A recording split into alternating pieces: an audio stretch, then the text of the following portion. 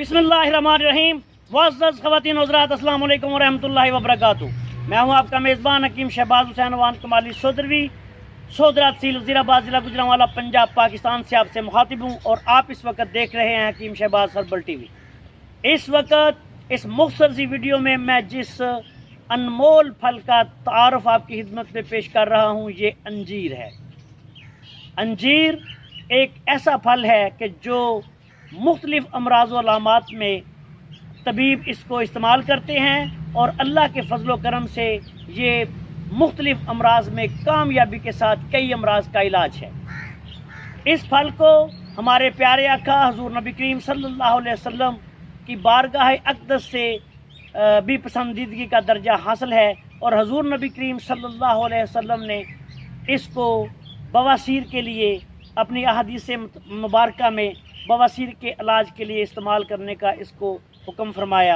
अपने असहाबा इकराम को मुख्तलिफ़ अतिब्बा इकराम, बहुत पुराने अतिब्बा इकराम, तिब्ब नबवी सल्लल्लाहु अलैहि वसल्लम के माहिर अतिब्बा इकराम ने इसके बारे में लिखा अपनी किताबों में। तजर्बात व मुशाहिदात तवील उन्होंने अपने बयान किए। बहुत आला फल है इसका। ये आप पौधा देख रहे हैं, ये अंजीर का पौधा है। अहादीस मुबारका के मफ़हूम के मुताबिक, हुज़ूर नबी करीम सल्लल्लाहु अलैहि वसल्लम के हदीस पाक के मफ़हूम के मुताबिक ये बवासीर के लिए बेहद मुफीद है और इसको हमने भी अपनी तवील तजर्बात में बवासीर के लिए, मैदे के पुराने अमराज के लिए, कब्ज़ के लिए बहुत ज़्यादा मुफीद पाया है। बल्कि डॉक्टर खालिद गज़नवी मरहूम साहब, जो कि तिब्ब नबवी सल्लल्लाहु अलैहि वसल्लम में पाकिस्तान में क्या दुनिया में एक अथॉरिटी का दर्जा रखते थे, उन्होंने अंजीर को अपने तकरीबन हर मरीज़ को इस्तेमाल करवाया। जो वो अपना नुस्खा लिखा करते थे उसमें 3 दाने अंजीर हर खाने के बाद तकरीबन हर मरीज़ को दिया करते थे। उन्होंने इसके बारे में बयान किया कि ये बहुत ज़्यादा अमराज़ व अलामात में ना सिर्फ मुफीद है बल्कि जिगर के लिए भी बहुत आला दवा है। बुनियादी तौर पर मैदा के लिए, दायमी कब्ज़ के लिए ये बेहतरीन दवा है। इसके अलावा जिगर के लिए भी बाज़ सूरतों में इसको तबीब जो हैं वो इस्तेमाल करवाते हैं। ये मुअस्सर है। दायमी कब्ज़ के लिए, बवासीर खूनी के लिए, बवासीर बादी के लिए इसको बेहद मुअस्सर फल करार दिया गया है और ये बहुत ही आला दवा है।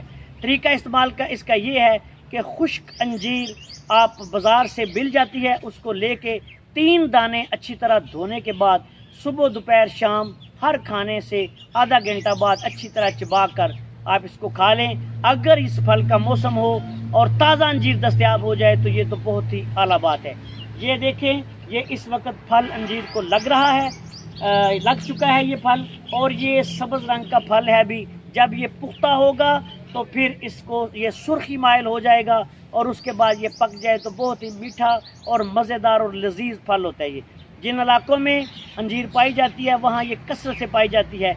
हमारे इलाके में भी, पाकिस्तान के तकरीबन तमाम इलाकों में अंजीर जो है अगर वो काश्त की जाए और उसकी मुनासिब देखभाल की जाए तो उसको फल भी आता है और पौधा भी खूब नशोनुमा पाता है।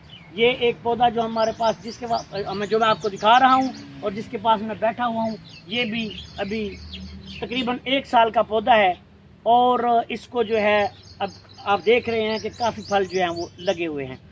ये बहुत ही आला और मुफीद दुआ बिलखसूस दायमी कब्ज़ के मरीज़ों के लिए।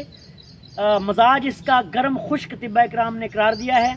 खुश्क सर्द और खुश्क गर्म अमराज के लिए बेहतरीन दुआ है। बिलखसूस जोड़ों के दर्द, मैदा के अमराज, तेज़ाबियत, गैस, दायमी कब्ज़ और बवासीर खूनी और बादी के लिए ये बहुत ही आला फल है। इसको मुसलसल उस वक्त तक इस्तेमाल करें बवासीर और खूनी और बादी के मरीज़ के जब तक बवासीर बिल्कुल ख़त्म ना हो जाए। इसके साथ तेज़ मिर्च मसाले और अचार, बड़ा गोश्त वगैरह जो है वो मुकम्मल बंद करें।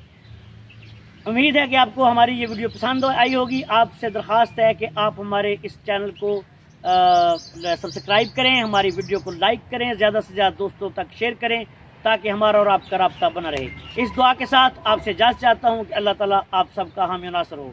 अस्सलाम वालेकुम वरहमतुल्लाहि वबरकातुहू।